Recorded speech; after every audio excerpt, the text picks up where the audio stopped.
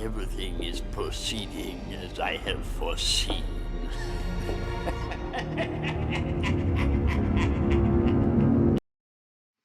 Hello and welcome to Sports Fan Entertainment, here to recap the Carolina Panthers defeating the Tennessee Titans 30-20. And as Emperor Palpatine said to start this video, everything is proceeding as I have foreseen. I told you all exactly what was going to happen over the course of the last 3 weeks. I told you when Tannehill was inserted as the starter, that he was going to look great, that he was going to come out, that he was going to defeat the LA Chargers and then defeat the Tampa Bay Buccaneers, because those are two football teams who are not good football teams. But then, when we go to Carolina and we face an actually good defense, and we also face a weapon in Christian McCaffrey that we're not ready to contain, that we were going to lose and that our season will begin to come crashing down. This is not something that I hoped for. Okay, this is not something that I hoped for, but it is something that I foresaw. Now, the one thing I was off about, Tannehill actually played pretty well today.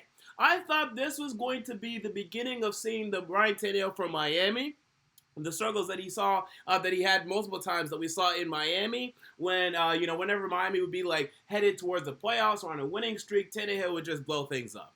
It really wasn't that. Now, we had a horrible interception today, but outside of that, he still moved the football down the field, still ended up with over 300 passing yards. You're not going to blame Ryan Tannehill today, but what you are going to blame is this offense, and specifically this offensive coordinator, who stinks. Okay, and that's the main secret. That's the main problem. That's what's wrong with this offense, people. And as a result, that's what's wrong with this football team. Do not allow these 20 points today to fool you. The first half offensively was awful. It was elementarily bad. It was kindergarten offense. First of all, only 2 carries for Derrick Henry in the first half. Insane. Compared to, I want to say, Ryan Tannehill's 13 pass attempts. Insane. I mean, that ratio is absolutely ridiculous. I can't even believe it. And then the second they decided to actually give Derrick Henry targets or rushes, we put up points. It's incredible. Can you believe it? 14 points for Derrick Henry right there. As soon as you begin to actually give him the football, to give him opportunities. Isn't that just crazy? You know, we claim to want to be a running football team, a physical football team, and then we don't run the football for the entire first half. And then we finally begin in the second half, it's too little too late. Okay, because although we were able to put up 14 points, by that point, Kyle Allen was already comfortable. By that point, Christian McCaffrey had already gotten into a rhythm, and that's pretty much all she wrote. This game, I know we had 3 missed field goals today. We're going to get to Ryan Suckup. This game was not particularly close. You know, I think the 10-point difference, that's about, how separate these teams were. But I'll even say maybe up to 14 points difference between these two teams today. It wasn't particularly close to me. And, it's just the beginning of the end. I mean, honestly, it really is, people. I wish it wasn't. I wish we were going to go on this streak of Ryan Tannehill. I wish that he was that spark that this offense needed, and that once we insert Ryan Tannehill, everything's going to be fixed. It was malarkey. It was Mike malarkey. Okay, it was nonsense. It was BS. It was fantasy, what some of you people were believing, that as soon as we insert Ryan Tannehill, this offensive line is going to start protecting. This nonsense. But look at Ryan Tannehill. He's just getting rid of the ball so much faster than Mariota was. This is fixing everything. This absolute nonsense that people were, sipping on week 1, or not week 1, but the first week of Ryan Tannehill, week, 7? Everyone was just sipping that tea. Okay. How was the offensive line today? How was Ryan Tannehill? Only got sacked 3 times. Should have been 5, because 2 of those times, or 2 extra times, Ryan Tannehill was going to get sacked, and then he just was able to get over the line of scrimmage just barely, so it counted as a rush instead of a sack. But it should have been 5 sacks today, including times where he got absolutely crushed. One time, he literally just got the ball from the center immediately. Got tackled by Shaq Thompson. Immediately, without even a second. I mean, honestly, this is exactly, we knew this, we already knew this. We knew this was a problem. We knew this offensive line stunk. We knew this. This is not breaking news. That's why I don't even want to come on here and say that I'm some prophet, that I'm some, no Nostradamus. It wasn't that hard to figure out. It wasn't that hard. Everyone should have saw this coming. Everyone should have saw. We saw the first 6 weeks. The offensive line is one of the worst in the league. And not talent-wise. They have plenty of talent. Taylor Lewan is awful. Taylor Lewan got paid and then got suspended, came back, and is awful. He's getting penalties. He's getting holding calls. He's getting face masks. He's talking a whole bunch of stuff. He's having his podcast, and he can't go out on the football field and actually play well. He's awful. Nate Davis is ridiculously bad. In fact, I think he might be the worst guard I've ever seen. I think he's right next to Jeremiah Putasi right now in terms of being the worst guard I've ever seen. He is awful. And luckily for him, I guess, he's a rookie, so I guess he's going to get better, but this might be his worst game yet. It's right up there. He is awful. Jamil Douglas in at center today because of the injury to Ben Jones. He's terrible. There's no depth to this football team, and it's showing with the offensive line. Some of these guys shouldn't be on an NFL roster. Nate Davis, I'll just excuse because he's a rookie, but I don't think Jamil Douglas should be on an NFL roster, to be quite honest with you. So, disasters. Just all over the offensive line, disasters. And actually, they were good run blocking today, but we didn't run the football until it was too little, too late. Only 13 carries for Derrick Henry. 11 of those coming in the second half. Should have had 11 in each half. Okay, and we're looking at a different football game today. If we actually slow down this football game, if we actually take control of this football game, it's a different football game. And also, let's get to the wide receivers because we had drops today. A.J. Brown caused an interception. Okay, and I want to say that the Panthers scored a touchdown on that drive, but correct me if I'm wrong. But yeah, A.J. Brown had a tip ball that was intercepted. A.J. Brown has to catch that. He's a rookie. He's going to make mistakes, but he has to come down with that. Jonnu Smith returned to being Jonnu Smith with his brick hands, just fumbling and juggling the football like a clown, like the clown that he is. Okay, everyone was talking about Jonnu Smith last week. Well, let's talk about him now because he was right back to being the Jonnu Smith of old today. So that was fantastic. And then I want to say there was another drop as well. I want to say we had 3 drops today. We also had Dion Lewis, who I can't believe we actually ran the football with. I don't know why we did this. I think Arthur Smith is delusional. I don't know why, oh my God. And I have to sit here and I have to watch Kenyon Drake on Thursday night, who for 5 weeks I came on here and I said, trade for Kenyon Drake. Dion Lewis stinks, trade for Kenyon Drake. For 5 weeks I said this, 5. So Kenyon Drake goes out on Thursday night and makes an immediate impact, basically leads a touchdown drive for the Cardinals to start the game. Meanwhile, our boy Dion Lewis, our receiving back, he goes out and he fumbles the football on the one of the few runs he's ever going to have this season. I'm not sure Dion Lewis is going to carry the ball more than 20 times this season. Well, maybe more than that. Maybe not more than 50. And guess what? He already has a fumble to his name for one of those 50. So fantastic. This is just great. And then, so it was just disastrous. This coaching staff stinks. At least Mike Vrabel finally won a challenge today, but these are the problems, and they're going to continue. Our schedule is terrifying, okay, especially knowing that we're not a good football team, okay? This was the easier half of our schedule. The first 8 games was the easier half, of our schedule. As we face the Cleveland Browns, as we face the Atlanta Falcons, as we face the, Colts, who are good but not great, they're not world beaters, and they lost today to the Steelers. As we face the Jacksonville losing team. We faced the Chargers and the Bucs. We were able to beat them, but that was the easier half of our schedule. Only one winning team, right? And that was the Indianapolis Colts that we faced. Yeah, we lost to the Broncos. Awful, terrible football team. That was the easier half of our schedule. And now we get to go up against the Carolina Panthers, who are now 5-3. We get to go up against the Kansas City Chiefs next week with a returning Patrick Mahomes. Soon after, we face the Colts again. Soon after, we face the Texans twice. We face the New Orleans Saints. We face the Oakland Raiders. And I want to say that game is in Nashville. Correct me if I'm wrong. But either way, the Raiders are formidable. They're probably going to go back to 500 today. So, is there even one team left on our schedule? Oh, the Jacksonville Jaguars. I think that might be the only team left on our schedule that will be under 500 after today. We're in trouble. I got 6-10. I got 6-10 for the Tennessee Titans. I bet 7-9. No, 8-8. No, it's not gonna be 8-8. It's going to be 6 or 7. Okay, there's going to be one game maybe we're able to upset somebody for some reason that I won't understand. But even right now, I think the Texans sweep us, to be quite honest with you. To be 100% honest with you, I think we'll play them close in Nashville, but I think they'll ultimately win that football game. So we'll see. I think we'll be the Jaguars and the Raiders, and that's it. I think that's it. I think that'll be all she wrote for this season. It's unfortunate because this was such a hopeful season. I had us going 11-5, and I had faith in this football team, but the coaching staff stinks, and we saw that on display not only today, but throughout the entire season.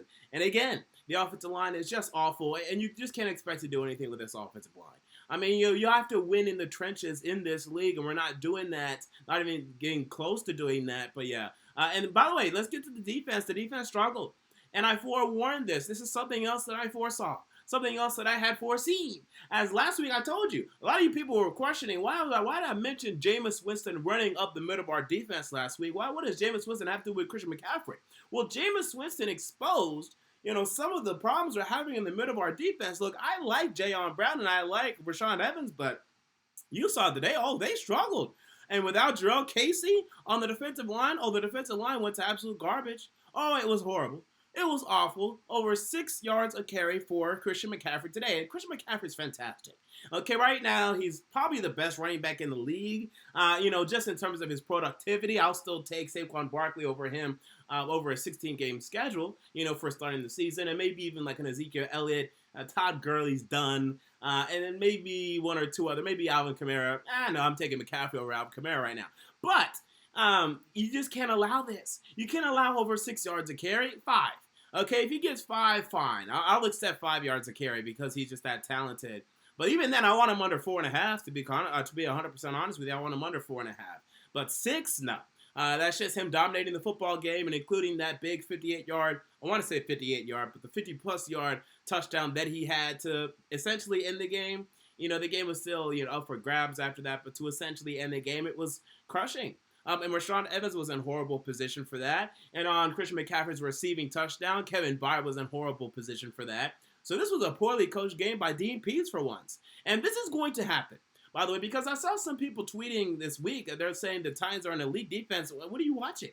This is a good defense, not a great defense. It's not. We hope that, with Jeffrey Simmons playing more, that it becomes an elite defense. But, I think it's a pipe dream. I don't think it's happening this season. I think there's still some more upgrades that need to be made personnel-wise to this defense. So it's not going to be an elite defense this year, and it's not an elite defense. And it's a good defense. And a good NFL defense is going to have days like this where they're going to allow 30. Like, that's just what's going to happen in this league. And on those days, your offense is going to have to step up, and they're going to have to score 33 or 32 or 35 and win the game. And this was a day where our offense couldn't do that because the first half was just so awful. I mean, it was just so terrible. So the defense had its struggles, and let's pray for Malcolm Butler, who I think he broke his damn wrist. It maybe he dislocated it. Can you dislocate your wrist? I want to say so. Maybe he sprained it. I don't know. But I think he broke it. I mean, just looking at his reaction, looking at how emotional he was, looking at how much pain he was in, I think he's out for the next, I don't know how long a broken wrist is going to take, but maybe a month and a half, maybe 2 months, maybe the rest of the season. So just look out for that because LaShawn Simmons may have to come back. But defensively, there were some high notes. I love the play of Dori Jackson in his return. He was fantastic today. One of the best games I think he's ever had. I mean, look at that great play. He had the lunging play. And, the camera, I don't know what the camera was. I want to say this is M&T Bank Stadium. But yeah, at the Panthers Stadium. But it was odd at times, some of the angles. So on that deep throw, Kyle Allen had, intended for Curtis Samuel. I didn't think it was going to make it there first. And then it looked like it was going to be overthrown. And then Dori Jackson just comes in and just knocks it away. I mean, that was an incredible play. And then he also had, I want to say, 1 or 2 other pass breakups as well. So Dori Jackson was fantastic. He was terrific today. So hopefully he can continue this and be the best quarterback on this team that we need for him to be. And I still like to play with Logan Ryan today. But Malcolm Butler, we need him. Because we can't see LaShawn Simmons out there for much duty because he will struggle. We've seen that. And yeah, that's just something that we're going to have to avoid. So, other than that, though, I also loved Harold Landry today. He made an impact. And, hey, he's showing that he could become that, I don't want to say elite pass rusher, but he can become a very, very good pass rusher. And even a Pro Bowl pass rusher. I don't know if he'll ever be elite, I don't know if he might though. I'll still give him a chance. I mean, this is his second year. He has now 6 sacks on the season through 9 games, so he's probably going to end up with double-digit sacks. He might end up being an elite pass rusher in this league, actually. So let's keep our eye on this. The only thing is, I don't see the play-to-play impact. Like every single play that I see from elite pass rushers, like a Myles Garrett, like a Nick Bosa already, like a Joey Bosa, where play to play, you see them pushing people. You see them getting double teamed because they're just wreaking havoc. Like I don't quite see that from Harold Landry yet, but he looks like a pretty damn good pass rusher. Okay, he looks like a pretty damn good pass rusher, like way better than like Derek Morgan or something like that. Maybe even better than Brian Orakpo. In fact, definitely better than Brian Orakpo here. But maybe even better than Brian Orakpo was for the Washington Redskins. Because Orakpo, he was good here. He wasn't as good as he was for the Redskins. So I think we have a Pro Bowl pass rusher, actually, coming up in Harold Landry. We'll see if he becomes elite. But no matter what, we're going to have to find that running mate next to him, whether he's elite or not. We're going to need to find a better running mate because Cameron Wake, obviously he's probably going to be done after this year, maybe next year. But regardless, we need a new running, new edge rusher on this football team, a nice running mate, a nice vice president for Harold Landry on this pass rushing unit. And it was nice to see Sharif Finch come in and have a sack today, so he's still having his impact whenever he's healthy. So I still like Sharif Finch in terms of depth. I like Harold Landry. Maybe, DeAndre Walker, our 5th round pick, maybe he comes in next year and does something because he was on IR and never got to play. But definitely still need that elite pass rusher. Or at least a number 2 to Harold Landry. So, outside of that, I don't know what was happening with our defense just in terms of containment for Christian McCaffrey again. I know he's a great player, but you just can't allow this. You can't allow over 6 yards of carry. It's ridiculous. You just can't allow that. And ultimately, man, our offense just stinks. The offensive line is awful. The coordination, okay, it's an offensive coordinator, right? That's the position title, right? That's his job description. Coordinate the offense. And the coordinating of this offense is terrible. It's awful. Okay, and there's no signs of it getting better anytime soon. And he needs to be fired. And more I'm thinking he will be. Because I really do feel like we're winning 6 games. To be quite honest with you. I got 6-10. I got us beating the Jaguars and the Raiders, and that's it. I think the Texans sweep us right now. Maybe we beat the Texans here. Otherwise, that's it. That's all she wrote. The season's over. I'm sorry. I wish this wasn't the case. I wish I could come on here and be more optimistic. But I think it's for the better. A little bit, because, ultimately, Vrabel's not going to get fired to me. I'd be shocked. But if this team goes 6-10 or 7-9, 7-9 would be right on the edge. But if this team goes 6-10, okay, some people got to get fired, and they're going to understand that. Like, Vrabel cannot go 6-10 and just keep his entire staff. He's going to demote Arthur Smith back to tight end coach, maybe just fire him and just get him off the team. He's going to fire the offensive line coach, Keith Carter. We're going to get some new coaches in here. And hopefully things get better. I mean, I think that's what's going to happen. I think that would be a good thing, and then it depends who we bring in. Right now, I mean, I'd love to have, first of all, I'd love to have a new head coach, but I'm not even having that conversation because I don't think that conversation is even worth having. Unless if someone, I need a true Times reporter to tell me that Mike Vrabel's on the hot seat. Otherwise, I think they're keeping him 100%. So, I need to see some rumors starting to circulate, but I'm interested in Jay Gruden. I'm interested in Jay Gruden, the former Washington Redskins head coach and the former Cincinnati Bengals offensive coordinator, because not only can he come in here and, really help fix up this offense, but he can also help Mike Vrabel with his decision-making, because Mike Vrabel is an awful decision-maker. Okay, he cannot make decisions. Now, Jay Gruden is not the best, but I have much more faith in him, quite honestly, than Mike Vrabel. So I feel like Jay Gruden would be a nice, pretty much associate head coach for this football team, also being the offense coordinator, also being the play caller, and could really help us out. So Jay Gruden is one name right now that I am circling. And I'm going to continue to gather names, and we're going to continue to discuss names. But I do think this offensive coordinator position, I think it will be replaced, because this is just too bad. This is just too awful. Okay, and they already used Mario as a scapegoat. They already used Matt LaFleur as a scapegoat. They already used Mike Mularkey as a scapegoat. The next one's going to be offense coordinator, and then it'll be Mike Vrabel next year. Okay, but hopefully, the new offense coordinator will come in here and he'll fix everything, and Mike Vrabel doesn't have to be the scapegoat. But that's where we're headed. So with that said, let's move on to the chat. If you have anything that you want me to say or discuss, at me at SportsFan Entertainment. And then we shall get out of here. Third Coast Sports TV says, at Sports Fan Entertainment, looks like the only frauds exist on the Titans. I've been off this team pretty much since Denver. I've been off this team. Like, I had a little faith or a little hope. I'm not going to say faith. I had a little hope that maybe we could string things along, but I could even see in the wins of over the Chargers and the Bucks that were too close, okay, and were too hard fought, that this team still had issues, that there's no miracle, there's no magic waiting here, there's no great scenario where we just, rattle off all these wins and we make the, no. That's just not happening. Not this year. There's no evidence of that. There's nothing that suggests that's what's going to happen. It's nonsense. If we would have went out last week and we would have obliterated the Bucks and week before obliterated the Chargers, I'd be having a different conversation today. We barely beat them. We probably shouldn't have beat them. Quite honest with you. Because Jameis Winston gifted us the game 5 times. He had 5 turnovers, right? Yeah. And then at least 4. And then the Chargers should have won that game. If Ken Wisenhunt is able to have a decent play call at the 1-yard line, the Chargers win the game. So there were 2 fraudulent wins. And we have a storm coming as the schedule gets tougher and tougher. All right, Andrew Contreras. I want to say that's how you pronounce it. He says, or Contreras. He says, don't sign Parkey. He'll be bad if you resign him. Also, give Mariota to the Bear, please. Oh, yeah, let me actually discuss Ryan Succop today. Okay, so he had a knee injury, and it must have been his kicking knee. And he was awful.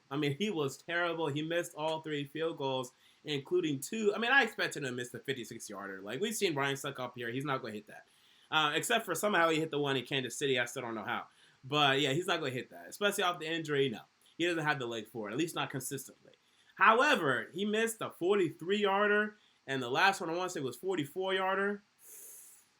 Uh-oh. And we just, we kept him on IR. We designated him to return. We got him to return. This is our guy. This is our kicker. And that knee is bothering him. And hopefully this was just a game thing. Hopefully he hasn't been looking this bad in practice. But if he's bad, then just cut him and move on, because kicking is something that you got to have in this league. Especially with this offense. We got to get all the points that we can get. And I'm sure some people, obviously they don't say this in the chat yet, but I'm sure some people make the argument, if we make all our kicks today, we might win the game. Sure. Did you watch the game? I don't think we lost the game because of field goals today. They would have helped, but I think this game was lost. I don't think there was pretty much any chance at times we're going to win today with how they started in the first half. All right, Call Me B says, who's better, Moss or T.O.? That's a weird time to ask that question. But Randy Moss, 100%. T.O. is great, but Randy Moss is definitely better. Brandon Knapp says, what quarterbacks do we look at in the 2020 draft? Well, right now, the big names are Joe Burrow and Tua Tagovailoa, Jake Fromm, but I hear bad things about him. And then some others, Justin Herbert potentially. But there's going to be a lot of ebb and flow with these quarterbacks. So I'm not getting in love with any quarterback rankings or any quarterback prospects yet. There's going to be a lot of change over the upcoming months. So we'll have those conversations more in January and February when those conversations need to be had. All right. Michael Rosario says, we can beg Lincoln Riley to come for a $10 million a year contract. I'd be down for it. I want Lincoln Riley in here. I want Lincoln Riley. I want to try to get Jim Harbaugh. I want a heavy hitter dog. Okay, that's what I want. I want a heavy hitter who can come in here and revolutionize this football team, innovate this football team, push this football team to heights of which they have not been in over now 2 decades. Jesus Christ. Yeah, we're nearing now 2 decades since this team has actually been elevated to the heights of which we want to see. Unless if you want to count the 2008 season, sure, you can count that. It was a great regular season. I don't know what happened in the damn playoffs, but it was a great regular season. And then 2003 was good too. All right, anyway. Sean Ryan Elliott comes in with a super chat. Thank you for that. He says, love your channel, bro. You called it again, LOL. How come the Titans can't start with urgency? $1 million question. I don't know. I would say coaching. It is on the players. Tell me, you do have to, call out the players. But when was the last time, we started a game, we had a definitive game plan that you could identify? Again, week 1, actually, even week 1 against the Browns, our first half wasn't great. But anyway, when was the last time you saw this team just come out with a definitive game plan, right? Have, some plays coordinated offensively. Say, you know what, hey, instead of, instead of deferring the kick, we're actually going to, take it offensively because we want to implement this. We want to set the tone of this football game. We want to come out and do this, and this. There's no game plan. There's no focus here. Oh, we're going to do this, or that. They just go out there and they just call plays. That's just all they do. There's no innovation here. There's no Andy Reid is someone that's a master at this. There's none of that here. That does not exist in Tennessee. No. It doesn't exist here. I wish it doesn't. So there's no urgency. There's no game plan. They're fine with just going mediocre right now, honestly. And it's a shame, but that's the case.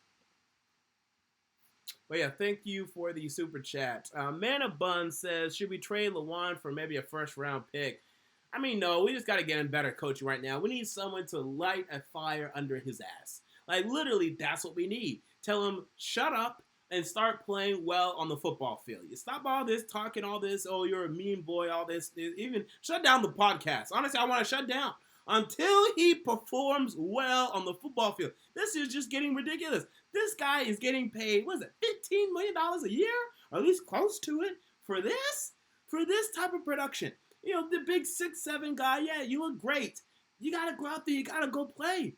You got to play. You got to put on the football field. And he's awful right now on the football field. Taylor Lewan is terrible. And I can't believe it. I mean, it's actually shocking how bad Taylor Lewan is. I mean, forget the penalties. The penalties are bad enough as it is. But even just his play. He's not blocking well. He's not protecting well. This is not good.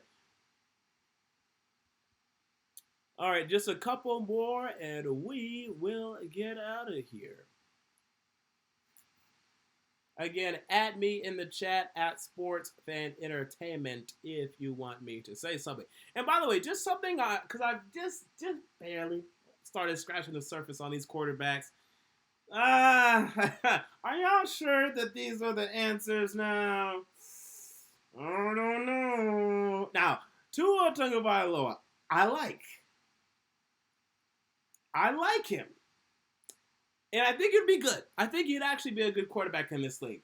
But again, I'm not 100% sure he's a better prospect than Marcus Mariota was coming out of Oregon. Like, I'm really not sure.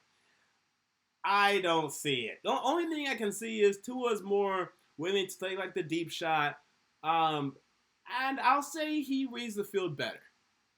He's a worse athlete. So he's not going to be able to extend plays like Mariota can. And is he a winner? Yeah, he's a winner. So I would like Tua, actually. I would like Tua. But Joe Burrow, now this guy is slicing. He's slicing it. He's wheeling. He's dealing. He's, delivering the football well. He's not a great arm talent. And this is a guy that, is starting. This is his senior year, right? So it took him this long to start and play well. That's shady. Like, is this guy even that talented? For him to struggle as long as he did to even play, and then now that he's playing great, but he's not a great arm talent, and then he's coming in, he's playing great, but it took him this long to come in? That's shady. Okay, that's just a little shady. So, I'm not convinced, people. I mean, I think, again, they're going to need some development now, and just look around. Look at the 2018 NFL Draft, where Baker Mayfield went number 1 overall. He's awful right now. Look at Sam Darnold, number 3 overall. He's awful right now. And some of you were Darnold fans. Some of you were Baker fans. I was both. I'll actually sit here and I'll say I was both. Now, I preferred Darnold a little bit over Baker, but I thought they were both franchise quarterbacks. I even thought Darnold I had more doubts about, actually, now that I think about it. My thing was Darnold had the higher ceiling, but I said Baker was a safer choice. So I probably would have picked Baker. But regardless, you probably like one of them. Like, just be honest, you like one of them right now. I mean, you like one of them then. Right now, they both stink. Awful. Terrible. And they're talented. Like, they're 100% they're talented. Baker can sling it, that rock. Sam Darnold, same thing. Too many turnovers. Both of them. Stink. Awful. Terrible. Without a doubt. You look at Josh Allen, who I have always hated. I hate Josh Allen. He stinks. Oh, Josh Allen is not a good quarterback in this league. He's literally Jake Locker stretched out and with a little bit of a stronger arm. That is it. That's literally Josh. Josh Allen is Jake Locker stretched out. and a little bit of a stronger arm. That's it. Jake Locker made in the lab. Let's call him that. And then you have Lamar Jackson, who, without a doubt, like, don't lie, don't cap, okay? Don't cap. Lamar Jackson was the worst, although I think he's still a better thrower than Josh Allen, to be quite honest with you. But Lamar Jackson was not on the same level of throwing the football as Sam Darnold or Baker Mayfield coming out. Without a doubt. Hell, even now, I'd even say he's not on the same level then. But Lamar Jackson is doing well. He's doing better than those two. Why? Just ask yourself that question. Just ask yourself that question. When we talk about drafting these new quarterbacks, and we want a new quarterback, and if we just get this new rookie quarterback, or that new rookie quarterback, then all of our problems are going to be solved. Praise Allah, praise God, our Savior is here. Before you begin that conversation, you look around right now. Right now, you look around at these other young quarterbacks that have been drafted recently, and you tell me why this one is failing and why that one is succeeding, and you also do that with telling me what you thought about them before they were drafted, right? So be honest with yourself. Tell me what you thought about them before they were drafted, because I love Darnold and Baker Mayfield coming out. Love them. Guess what happens? They go to bad situations in the NFL where the coaching isn't strong. They're allowed to do too much. Baker's allowed to talk too much, and then they're struggling. They're clowns. Baker Mayfield's a clown right now. And I think he's coming back. I think the Browns are going to make a comeback this season, and it starts this week. But he's awful right now. Josh Allen, I don't want no Josh Allen. If we had some, oh my God, if we had Josh Allen just running around, banging his head into linebackers and whoa, and just slinging the rock, man, oh my goodness gracious, I would lose it. More than I already have, okay? I would absolutely lose it. So don't tell me about no Josh Allen. But yeah, just ask yourself that question first, okay? First. And then even, guys, I love Kyler Murray. Kyler Murray isn't changing everything for the Arizona Cardinals. He's good. Make no doubt about it. He's good. He's not changing everything. And without a doubt right now, although I still would take Mariota's career over Tannehill's career, and as a result, I would take Mariota over Tannehill. Tannehill's playing better than Mariota was this season. Tannehill's giving us better quarterback play than Mariota gave us this season. Without a doubt. Are we a better football team? Do y'all really think we're going to lose to the Chargers or the Bucs with Mariota at the helm? I mean, really? Y'all can believe it. It's debatable. We'll never come to a conclusion on that debate. It's pointless to even debate it. We would have won. We'd be the same team, same record, to me. That's just me. That's just what I think. And I'll live and I'll die by that. And I'll live and I'll die on that. Oh, and also, I forgot about Josh Rosen. Jeez, dude. You want to draft the Josh Rosen, who is awful? I mean, Josh Rosen, this guy was picked with the number 10 pick. I want to say with the 10th pick, and was that 2018 as well? Yeah. Got traded to the Dolphins for a second, and the Dolphins will be lucky if they can trade him for a fifth. Maybe they can trade him for a fifth, but I don't think anyone's giving up a fourth for him. Okay, I don't think anyone's giving up a fourth for Josh Rosen right now. So, I mean, he got benched for Ryan Fitzpatrick, who's playing better than he is and won a football game. So, I'm just warning y'all right now because, this is the conversation that we're going to have. We're going to continue to have. Oh, if we just get this new quarterback in here, just wait for this new quarterback, blah, blah, blah. It's sickening, and it's frustrating to watch because I know that's not the truth. I know it with each and every bone in my body. I've seen it. I know it. That's it. So, with that said, that is going to do it here for this post-game recap. Carolina Panthers defeating the Tennessee Titans 30-20. The season isn't over yet, practically. Now, to me, yes, it's over. But, hey, we have the Kansas City Chiefs next week. We have them in Nashville. Hopefully we're able to, sneak up on them. Tannehill's able to move the football on the Kansas City Chiefs, and Patrick Mahomes is a little rusty in his return. If so, we'll be back to 500. And the Colts lost today, all right? So the division is still up for grabs, although the Texans won today, and they're probably going to start winning more games, but it's still up for grabs, so there's still a chance. So for those of you that want to be optimistic, I get it, and that's the one thread that you could hold on to. So with that said, that's going to do it for me, MJ, here on Sports Fan Entertainment. Thank you for joining me. I'm out. See you all later.